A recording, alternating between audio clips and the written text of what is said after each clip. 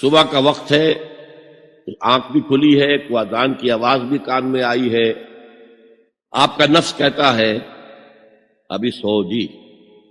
آپ نے اپنی چادر یا کمبل کو درست کیا اور کروٹ لی اور سو گئے۔ یہ کیا ہے؟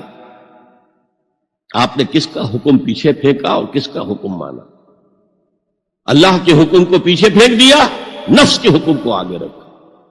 یہ شرک، اس شرک کو جاننے والے بہت کم ہیں۔ مولانا روم نے خوب کہا تھا، میرا نفس بھی فرعون سے کم نہیں ہے۔ فرعون نے کہا تھا نا، کیا اس ملک کے مصر کی حکومت میری نہیں ہے؟ اور سارا جو یہ آب پاشی کا نظام ہے، انہار کا نظام ہے، وہ میرے کنٹرول میں نہیں ہے؟ جس کا چاہوں موگا کھلا رکھوں، جس کا چاہوں بند کر دوں۔ یہ تھا خدائی کا دعویٰ۔ تو مولانا روم کہتے ہیں میرا نفس بھی اس سے کمتر نہیں ہے۔ وہ کہتا یہ جسم میرا ہے، اس پر میرا حکم چلے گا، میں نہیں جانتا کون اللہ کون رسول، کیا حرام کیا حلال۔ تو فرعون سے کم تو نہیں ہے میرا نفس۔ لیکن فرعون، اس کی بہت مدد تھی، فوج تھی، لاؤ لشکر تھا، تو اس نے زبان سے بھی کہہ دیا کھل کر الا ربکم الاعلی۔ میں مسکین ہوں، غریب ہوں، میرے پاس کوئی طاقت نہیں ہے، میں زبان سے تو کچھ نہیں کہہ سکتا، اندر سے میرا نفس یہی کہتا۔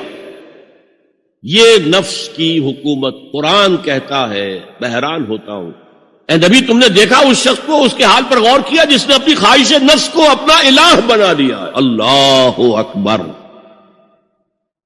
الہ، لا الہ الا اللہ۔ کیا آپ ایسے شخص کی کوئی ذمہ داری لے سکتے ہیں؟ سود حرام ہوا کرے جی، حرام ورام، ہمارا دھندا جو ہے وہ آگے بڑھ نہیں سکتا۔ تو اللہ کے حکم کو پیچھے ڈالا، نفس کے تقاضے کو آگے رکھا۔ کون معبود ہے آپ کا؟ نام عبداللہ رکھیے، نام عبد الرحمن رکھیے، ہے عبد النفس، نفس کے بندے، نفس کے غلام۔ پوچھا گیا ایو الہجرت افضل ہو یا رسول اللہ، اے اللہ کے رسول بتائیے سب سے اعلیٰ ہجرت کون سی ہے، افضل؟ فرمایا ان تہجر ما کرہ ربک، ہر اس چیز کو چھوڑ دو جو تمہارے رب کو پسند نہیں۔ آج رات ہی سے آپ ہجرت شروع کر سکتے ہیں۔ جائزہ لیجئے کیا کیا چیزیں میری زندگی میں خلاف شریعت ہے، تو اللہ کو ناپسند ہے، فیصلہ کیجئے کہ آج کے بعد نہیں ہوگی۔ ہجرت شروع ہو گئی تو جہاد تو یہاں سے شروع ہو گیا، اپنے نفس کے خلاف جہاد کرنا۔ صبح نفس نے کہا ابھی سو جاؤ، آپ نے نفس کی بات کو رد کیا، اپنا کمبل اٹھا کے پھینکا، اٹھے، وضو کیا، نماز کے لیے آپ مسجد چل دیے، آپ نے جہاد کیا نفس کے خلاف۔ یہ افضل الجہاد ہے۔